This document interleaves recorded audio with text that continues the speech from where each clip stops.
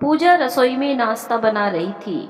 नाश्ता बनाने के बाद पूजा ने अपने ससुर रमेश जी और सास नीलम जी को नाश्ता दिया और अपने पति ऋतिक का इंतजार करने लगी। तभी रमेश जी ने कहा, बहू, ये ऋतिक कहाँ रह गया? उसके तो ऑफिस का समय हो रहा है। ऋतिक जी ना जाने किससे बातें करने में लगे हुए हैं पापा जी। मैंने 2-3 बार आवाज़ भी दी, लेकिन वो तो बाहर वाले कमरे में फ़ोन पर ही बात करने में लगे हैं। तभी ऋतिक नाश्ते के लिए टेबल पर आ गया। उसका चेहरा खुशी से चमक रहा था। किसका फ़ोन था? बड़े खुश लग रहे हो। प्लेट में नाश्ता लगाते हुए पूजा ने पूछा। सरिता बुआ का। यहाँ अंदर नेटवर्क की प्रॉब्लम होने की वजह से आवाज़ कट रही थी, इसीलिए बाहर जाकर बात कर रहा था। अब तो बहुत मज़ा आएगा घर में। उनसे कहूँगा अपने हाथों के बने हुए राजमा चावल खिलाने के लिए। ऋतिक ने कहा। क्या कह रही थी दीदी? मुझसे तो बात भी नहीं की उन्होंने। रमेश जी ने पूछा। बुआ कल सुबह आ रही है, हाँ, यही बताने के लिए फ़ोन किया था। क्या सचमुच? तभी तेरे चेहरे पर इतनी खुशी दिख रही है। आखिर सबसे लाडला जो ठहरा उनका। रमेश जी और नीलम जी ने खुशी से कहा। हाँ पापा, और इस बार तो उनका जन्मदिन भी कुछ दिनों में आने वाला है। मैं इस बार बुआ को बिना मेरे साथ जन्मदिन की पार्टी मनाए जाने नहीं दूंगा। सबके चेहरे पर खुशी थी, सिवाय पूजा के, क्योंकि बुआ जी बहुत पुराने ख्यालों की थी और बात बात पर कुछ ना कुछ सलाह देती रहती थी। बुआ पूजा में कोई ना कोई कमी ढूंढ ही लेती थी। नीलम जी ने पूजा की तरफ देखकर कहा, अरे तू चिंता मत कर बेटा, मैं संभाल लूँगी। ये लो, गौरी रो रही है। पूजा अपनी बेटी को लेकर कमरे में चली गई। अगले दिन बुआ जी घर में आ गई। सरिता जी और पूजा बहुत कम ही एक दूसरे से बात करते, बस काम की ही।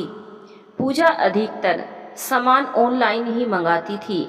इस बार बुआ जी आई तो उनकी नज़रों में पूजा का यूँ ऑनलाइन सामान मंगाना बहुत खलता। बातों बातों में वो पूजा को कह देती कि जरा संभाल कर गृहस्थी चलाया करो। पूजा बहुत ही समझदार थी।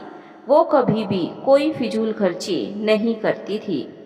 लेकिन एक दिन में 3 बार ऑनलाइन सामान का कुरियर देखकर बुआ जी भड़क गई और कहा कि नीलम, ये बहुरिया तो मेरे भाई और भतीजे को कंगाल करके ही मानेगी। इसके सिर पर तो ऑनलाइन खरीदारी का नशा चढ़ा हुआ है। पूजा ने इतनी बात सुनी तो उसे बहुत गुस्सा आया।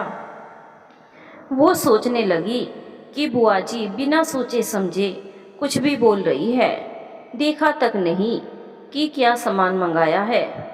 नीलम जी पूजा के गुस्से के भाव को चेहरे पर साफ देख रही थी, लेकिन वो ऊपर से मुस्कुराने का बस दिखावा कर रही थी। तभी नीलम जी ने कहा, पूजा, कुरियर का सारा सामान लेकर आना। बहू यहाँ तो। पूजा सामान अंदर लेकर गई और वहाँ से गुस्से में लौट आई। नीलम जी ने कहा, जीजी, ये देखो सामान, गौरी का साबुन, तेल, गौरी का डायपर, घर का राशन, सब्जी, आपके भाई की दवाइयाँ जो वो खुद लाना हरदम भूल जाते थे, तो पूजा उसको ऑनलाइन ही मंगा लेती है। अब ये देखो सारे सामान आपके सामने है। इनको देख के बताओ कि पूजा ने कहाँ फिजूल खर्ची की है। सामान देखते ही बुआ जी को जैसे सांप सूंघ गया। वो खामोश हो गई। तब नीलम जी ने कहा, दीदी, ऑनलाइन शॉपिंग हमेशा बुरी नहीं होती। अगर हम उसका सही उपयोग करें तो वो बहुत ही सुविधाजनक भी होती है। जब से पूजा ने इस घर की जिम्मेदारी संभाली है, उसने हमेशा पहले बचत और घर वालों की पसंद का ही ख्याल रखा है। मेरी बहू फिजूल खर्ची नहीं करती। दीदी, छोटे बच्चों के साथ बाजार जाना मुश्किल होता है और अपने भतीजे को तो आप जानती हो कि वो घर के कामों से खुद को कितना दूर रखता है, तो हम सास बहू सामान ढोने से भी बच जाती है। सरिता जी को बात समझ आ चुकी थी, लेकिन बुढ़ापे की आदत एक दिन में तो सुधरने से रही। उन्होंने कहा, अच्छा बस कर, अपनी बहू की तारीफ करना, देखा नहीं कैसा मुंह बना के गई है। मैं सब जानती हूँ, मुझे देखते ही उसके चेहरे की खुशी ही गायब हो जाती है। थोड़ा उसको भी सिखा दे कि थोड़ी अपने दिल में मेरे लिए भी जगह रखे। जितना बुरा वो मुझे समझती है, उतनी तो बुरी मैं भी नहीं। मैं जा रही हूँ बाहर जरा टहलने, कह के बुआ जी बाहर चली गई। सरिता जी की बात सुनकर नीलम जी सोच में पड़ गई कि दोनों के बीच की ये दूरी और गलतफहमी कैसे दूर की जाए। तभी पूजा ने कहा, माँ जी आप गौरी को देख लीजिए, मैं बुआ जी के रूम में से बेडशीट चेंज कर दूं। जब तक वो आती है उनके सब गंदे कपड़े भी एक साथ इकट्ठा कर लूं, फिर साफ कर दूं, वरना क्या पता कब किस बात पर बरस पड़े। माँ जी आपने कैसे सब रिश्तों को संभाल कर रखा है, मुझे तो गुस्सा आ जाता है। बुआ जी की बात सुनकर, अच्छा बहू सुनो, आज से तुम बुआ के गंदे कपड़े साफ नहीं करोगी, बल्कि तुम उनका कोई काम मत करना। लेकिन क्यों माँ जी, अचानक ये फैसला क्यों? माँ जी अगर मैं नहीं करूँगी तो कौन करेगा साफ? आपको तो पता है ना, बुआ जी को एलर्जी हो जाएगी। गंदगी उनको तो बिल्कुल भी पसंद नहीं। वैसे भी उनको बहुत सारी बीमारियां हैं, तो क्या हुआ, वो खुद कर लेगी या मैं कर दूंगी? नीलम जी ने कहा, नहीं माँ जी, वो बुजुर्ग है, हमारे घर आई है, हमारा फर्ज बनता है उनके प्रति। बहू जब इतना ख्याल रखती हो तो उनके लिए तुम्हारे मन में इतना रोष क्यों? बहू, जीजी ने बहुत कष्ट देखे हैं, वो अपने अनुभव से तुम्हें बताकर संभालना चाहती है। वो सिर्फ जुबान की कड़वी है, लेकिन मन की बिल्कुल साफ है।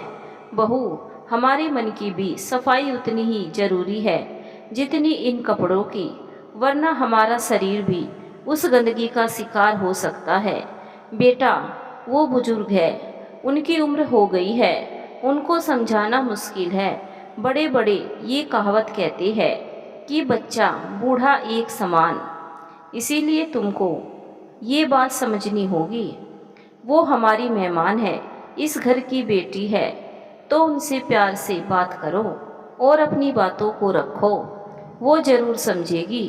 उनके कहे शब्दों, तानों, नकारात्मक टिप्पणियों को मन में जमा करते जाने का कोई अर्थ नहीं है।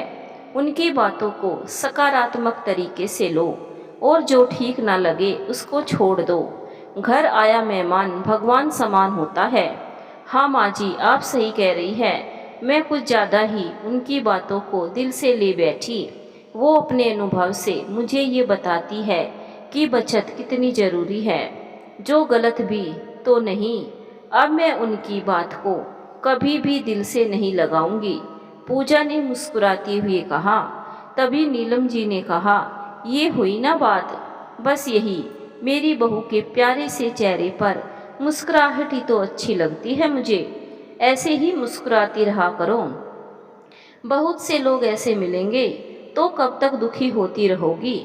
बुआ जी लौट कर आई तो पूजा ने कहा, बुआ जी, ऋतिक जी कह रहे थे आप राजमा चावल बहुत अच्छा बनाती हो, आज उनको आपके हाथ के राजमा चावल खाने थे, तो आप बता देगी मुझे? हाँ हाँ, क्यों नहीं, जल्दी चल किचन में, मैं सामान बताती हूँ और विधि भी। देखा बुआ जी की ज़रूरत हुई ना। अगले दिन ऋतिक जी ने सबको बताया कि आज बुआ को वो उनके जन्मदिन पर सरप्राइज बर्थडे पार्टी देगा तो कोई बुआ को पहले विश नहीं करेगा। सुबह से शाम तक बुआ जी नाराज रही क्योंकि उनको किसी ने भी जन्मदिन की बधाई नहीं दी थी। लेकिन शाम को अपने जन्मदिन की पार्टी में शामिल होकर वो बहुत खुश हुई। बुआ जी के चेहरे पर खुशी की चमक थी। पूजा और नीलम जी एक दूसरे को देख के मुस्कुरा पड़ी और कुछ दिनों बाद बुआ जी खुशी खुशी अपने घर चली गई और पूजा को बहुत सारा आशीर्वाद भी देकर गई।